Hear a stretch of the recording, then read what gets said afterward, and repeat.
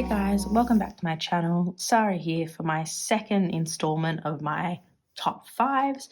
If you haven't watched the first one, I'll put it up in the cards. That was my top 5 lessons. I did these a little while ago, and now that I've been using fountain pens for 12 months, I'm giving it another go, seeing if I agree with my original, different things. And yeah, I really enjoyed doing these the first time, so I thought I'd do it again. Let's jump straight in. This is my top 5 must-haves. So straight off the bat, my first suggestion, and I don't think this was included in my first video, is an ink syringe. By that I mean the blunt tip needle syringe. They just make things so easy, whether it's for swatching, for filling converters, for filling eyedroppers. I think it's awesome. I think they're so cheap to get, but they're so easy just to have in your kit, and they can make things a lot more mess free. So for me, something in your must have is an ink syringe. I also use it to swatch, putting droplets down and things like that. Next up is, I also didn't have this in my first video, a bulb syringe. Is it actually called a bulb syringe? They're the little, okay, if you have kids, it's the little thing that can get rid of snot. It's got like a top and like a little plastic or silicone bulb, and you can put it through, fill it with water and squish it out. I know Goulet pens definitely have a video showing you the difference of using a bulb syringe versus, filling up a converter, emptying it. This just makes cleaning pens, I'm going to cough in a second, sorry.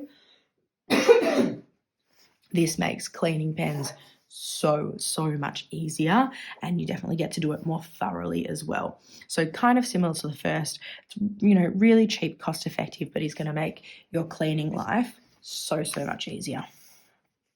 Okay, I don't remember what's under these two. Let's see here. Now, I put this in, and I had something similar last time, and people might disagree, but I've said a cheap pen, and by that I don't mean bad quality. I mean a pen that you feel confident to use to explore some more higher maintenance inks, shimmer inks, maybe pigment inks that could stain if you don't clean it. I just think, this hobby can be really expensive, and people can get quite nervous about exploring. But I think what's awesome is that the exploration in this is so creative. So for me, having a lesser expensive pen to do some of that exploration made me feel more comfortable. That's why I've included it. And then, do I have one readily available? Possibly not. An ink cloth. Just a cloth is kind of, whoop, did you see what that was? What I mean, for the fellow Jewish Yiddish mamas out there, or schmutter, it's just really easy to help kind of clean as well. Once something's wet, drying it off, and it's just more environmentally friendly than constantly using paper towels. Again, this might be a little bit nerdy, but the final one, and I do have a possible extra down here, is a notebook for testing. Originally, I was going to say a notebook for like data and tracking, but actually that isn't a must-have, if I'm being really honest. That's where you kind of get into the deep diving data dorkiness of it all. But for testing, I do think it could be worthwhile, just to kind of see if you're wanting to use a certain ink in your journal and you're not sure, instead of potentially ruining a journal or feeling unhappy with it, just having another notebook that can just be like a scribble notebook to test things out. I find that really useful, because as irrational as it might sound, if I put like an ink or a pen ink combo in a journal and then it really doesn't work, I'm like, ugh, I don't want to use this journal anymore. I like sometimes the cohesiveness of my journals, or that I don't know.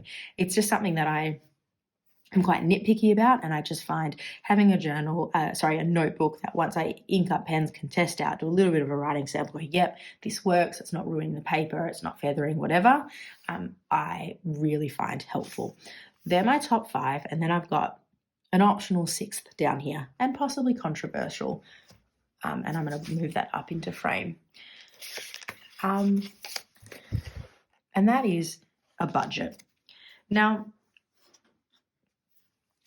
these must-haves are for my experience, and for some people, a budget, it doesn't matter. For me, it does. I've got, young family, cost of living, super high. And if you remember back to my first video, that FOMO is real. I find this helpful. It also makes me really a bit more conscious about what I am spending on, because I go, well, I only have X amount of money. I'm not just going to throw it away on anything. But I've included it, I'll bring it back out of frame now, as an optional sixth, because some people might go, no, this is my outlet.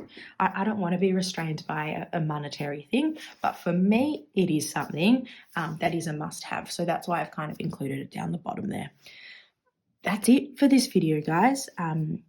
I would love to know, I guess, what's in your must-haves. In my first video, I know I included like the little ink holder, and I still think that's awesome, but there are other alternatives. But I know that something like a bulb syringe definitely wasn't there, and I find it so useful. It makes cleaning so much easier. Let me know in the comments below what your must-have is, and I will see you guys for the next video. Bye.